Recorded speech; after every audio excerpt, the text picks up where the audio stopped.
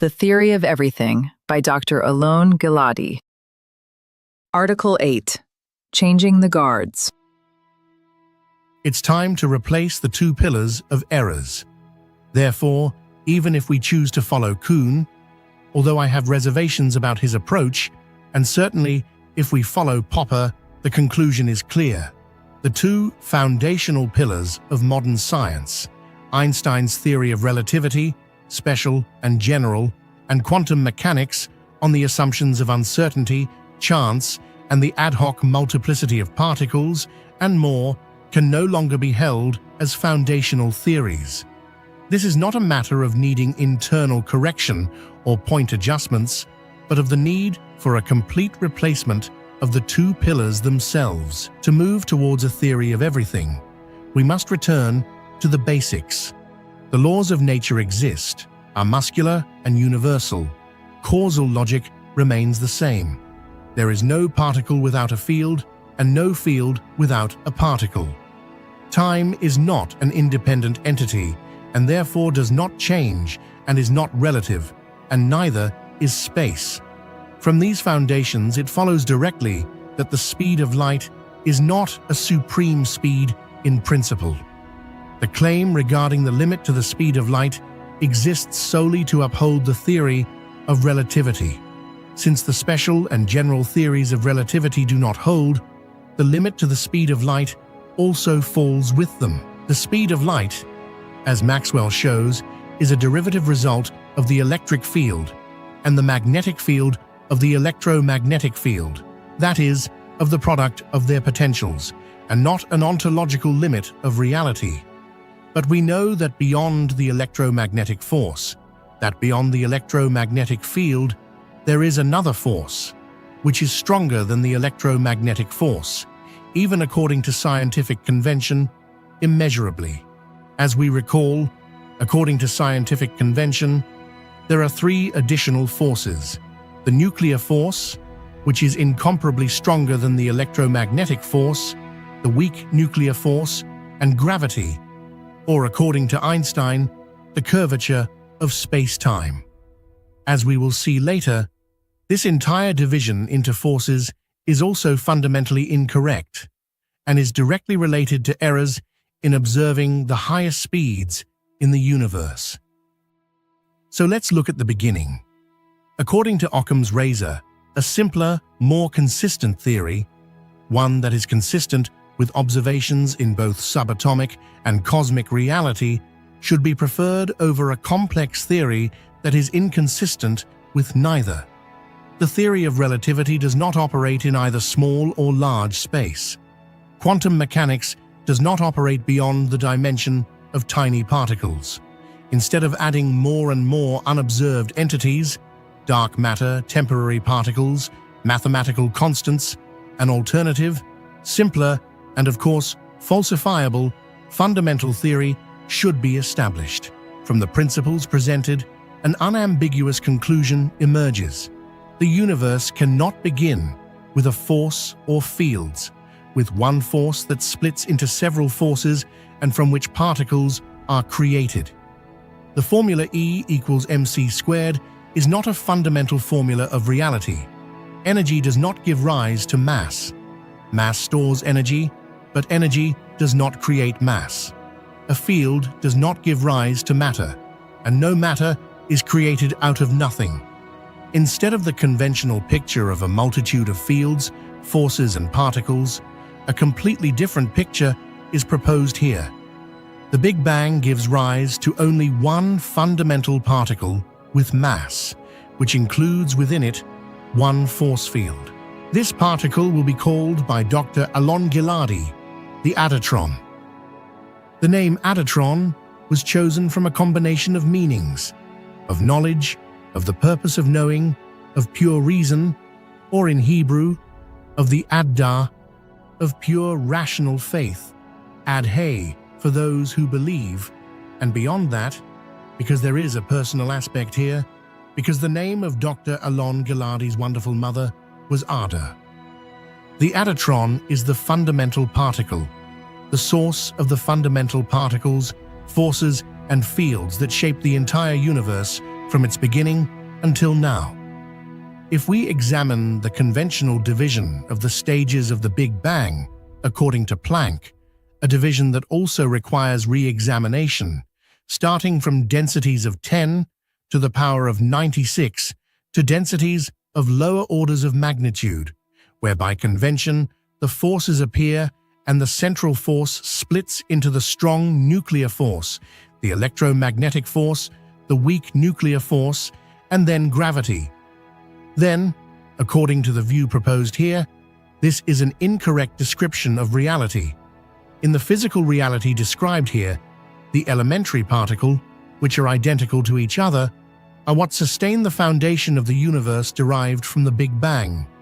They are the ones that sustain the central point that remained after the Big Bang at the center of the universe, and they are the ones that sustain that part that separated from the central point, and which, as soon as the density allowed it, disintegrated into the fundamental particles and fundamental forces that subsequently build the universe.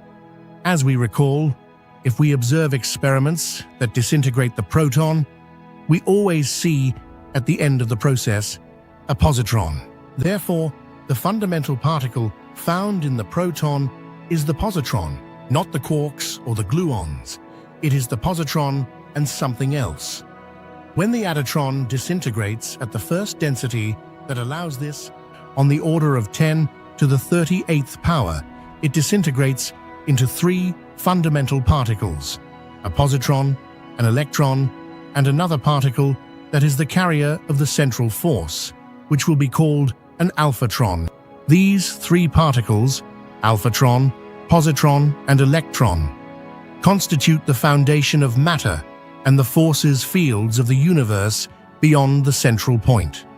The adatron thus breaks down into three particles and only two forces, the only two forces that exist in nature: the central force and the electromagnetic force, not the strong nuclear force, not the weak nuclear force, not gravity, and not the curvature of space-time, but only two fundamental forces, the central force and the electromagnetic force attached to the particle lineage.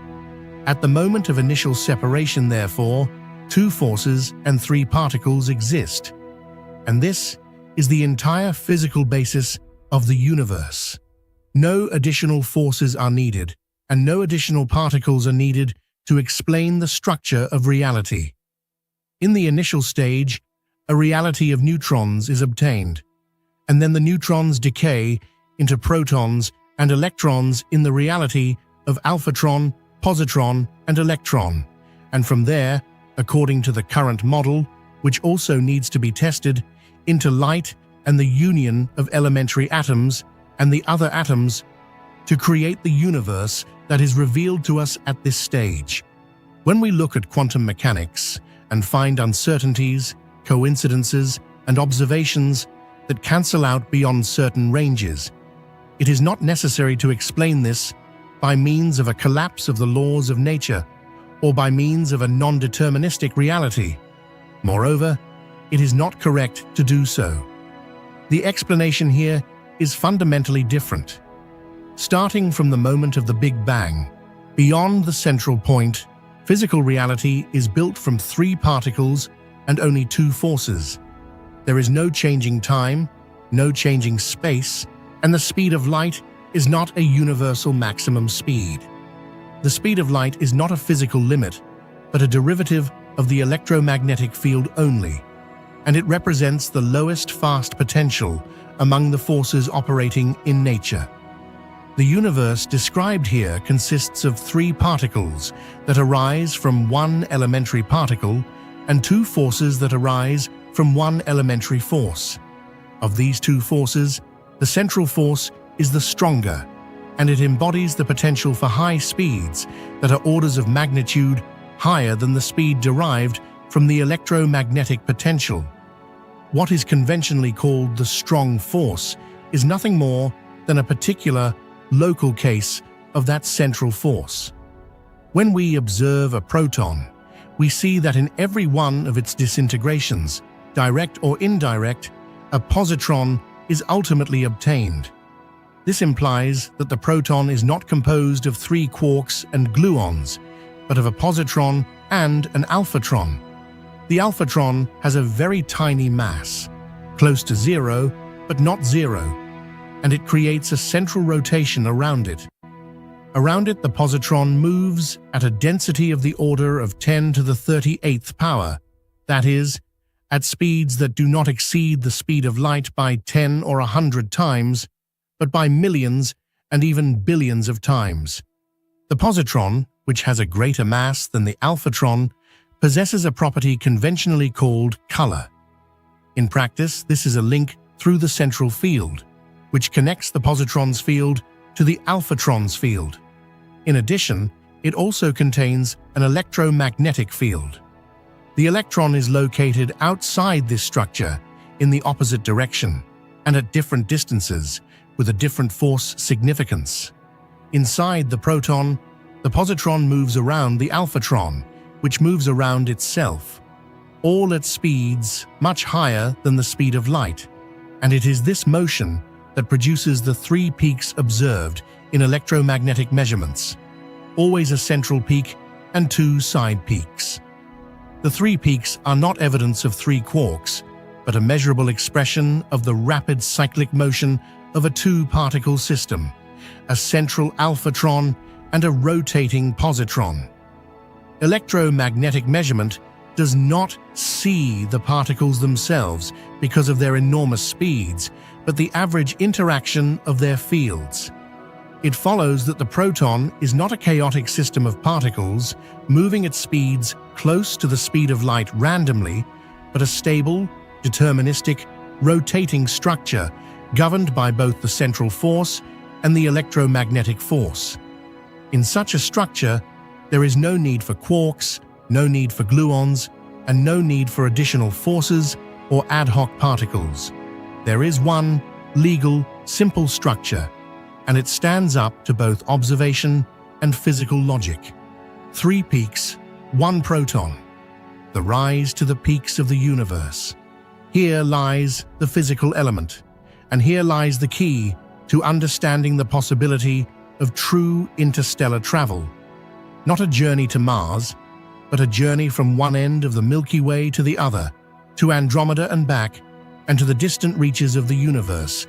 The fundamental energy formula, beyond the central point, is E equals m alpha times c alpha squared plus, parentheses, mp plus me, close parentheses, times cl squared plus 1/2, parentheses, I alpha times omega alpha squared plus m alpha times v alpha squared, close parentheses, plus 1/2, parentheses, mp times vp squared plus ip times omega p squared, close parentheses, plus 1/2, parentheses, me times ve squared plus ie times omega e squared, close parentheses. the true energy formula is not E equals mc squared, nor E squared equals m squared c to the 4th power plus p squared c squared. It includes the energy contribution of the alphatron, the energy contribution of the positron, and the energy contribution of the electron. We do not currently have the full observational capacity to understand their operation precisely because we have been bound by 2 masters of theories that have failed, and we have not seen what was lying in front of us all along. Now it's time to step outside the box, to the stars outside, through the stars inside, to the stars and back. Atomic energy is actually residual energy resulting from the interaction between the proton, neutron, and electron. It is not the central, powerful, and fundamental energy through which we will reach the stars. This energy lies in the elementary particles themselves and in the relationships between them. However, in order to reach the outer stars and return, the foundations must be corrected, not only in science, but also in morality and faith.